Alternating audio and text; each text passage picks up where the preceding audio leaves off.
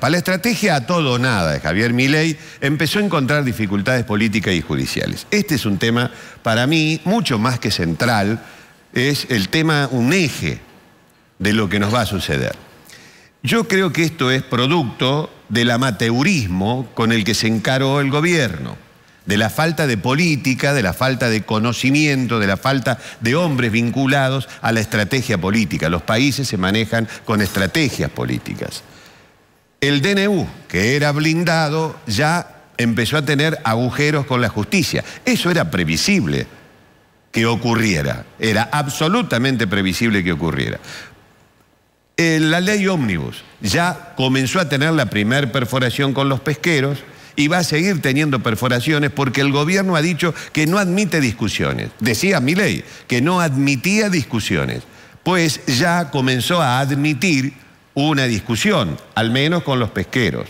Que no admitía discusiones del DNU, ya la justicia le empieza a abrir discusiones en distintas áreas. Que era un paquete blindado, era imposible y es imposible, a no ser que vos seas un dictador y que impongas tu voluntad y que eso salga así. En un país democrático, eso seguramente iba a una discusión. Y va a terminar yendo a una discusión y no sabemos cómo va a terminar esa discusión. Más aún el propio Milei, también pleno de amateurismo, aunque él lo sepa y aunque sea verdad lo que él piensa, decir en este momento que vamos a ver en 15 años los frutos de este proceso que ni siquiera ha empezado porque no se han aprobado ninguna de las dos leyes, es una ingenuidad. Pero además también pone de manifiesto que el gobierno entró, o Milei entró al gobierno con dos cosas en su mano, el DNU y la ley ómnibus, y no tiene nada más para ir paliando esta situación. Él pensaba que esto iba a ser, supongo yo, iba a ser, saco acá el proyecto, se pone en marcha, nadie dice nada, y ponemos en marcha todo y vamos a ver qué sucede. Y se olvidó que el país funciona, que el país tiene procesos, que la gente necesita procesos, que no es que pongo esto y se hace esto. Todo necesita procesos. Y eso es lo que marcaba yo, que es un poco el amateurismo político de un outsider que llega y se sienta en el sillón de Rivadavia y piensa que las cosas se resuelven así nomás en un país en crisis. No es que las crisis se resuelven cortando así, trun, trun, no. Las crisis se resuelven en los países serios con políticas. Y las políticas se discuten, se debaten, se llegan a acuerdos. Ahí lo tienen al pobre Franco, ahora parece ser que lo han como corrido de un costado al hombre más dialoguista que tenía el gobierno, al que le estaba juntando la cabeza a los gobernadores, tratando de consensuar cosas, le cortan la cabeza. Ayer circuló la versión de que estaba por renunciar. Estaba por renunciar, efectivamente. El hombre más dialoguista que llegó al gobierno con ese proyecto. Bueno, me parece que esto genera una gran incertidumbre. Todos los retrocesos de Milei, recuerden ustedes, en el programa de Fantino, cuando le preguntaba a Alejandro, pero ¿quién va a pagar el costo de esto? Lo va a pagar la casta política, la clase política, la gente no. Pero vos estás seguro, le decía Fantino, le preguntó 3 veces, vos estás seguro, la va a pagar la casta política. ¿Quién lo está pagando? La gente. Es decir, esos retrocesos de Milei, que la dolarización, que el Banco Nación, todo eso va perforando la estructura política de la Argentina y va dejando al gobierno cada vez más golpeado por esas situaciones y por lo tanto menos creíble. Si nosotros necesitábamos algo, todos decíamos que el país necesita credibilidad, certezas para poder salir. Y si es algo a lo que no se está arribando, es precisamente a certezas.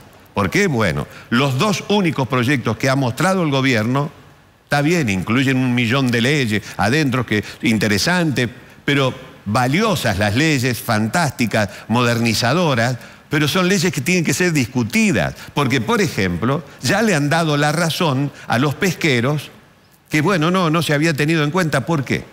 Porque a las leyes les escribió un solo tipo,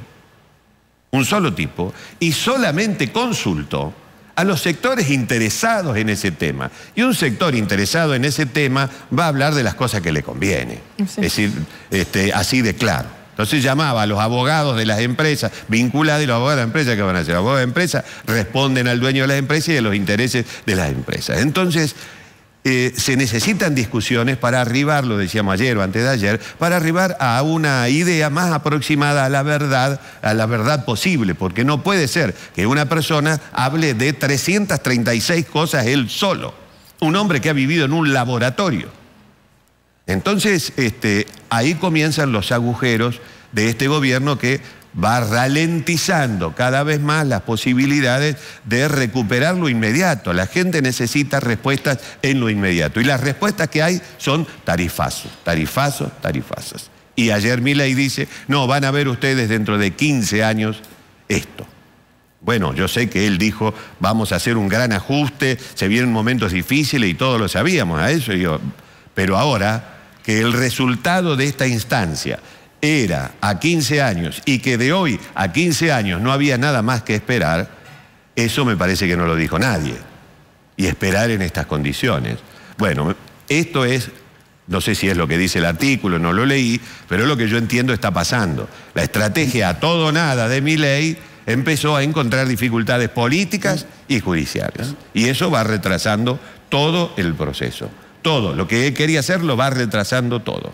Seguramente hay cosas que se van a hacer, pero a otro ritmo. Y en el mientras tanto, ¿quién gobierna? Porque Milei está ocupado por sus dos únicas cosas. Y del resto, ¿quién se ocupa? Si los que hay son gente que no conoce el movimiento de la estructura política compleja, estructura argentina llena de personajes raros, la política argentina que hay que comprenderla.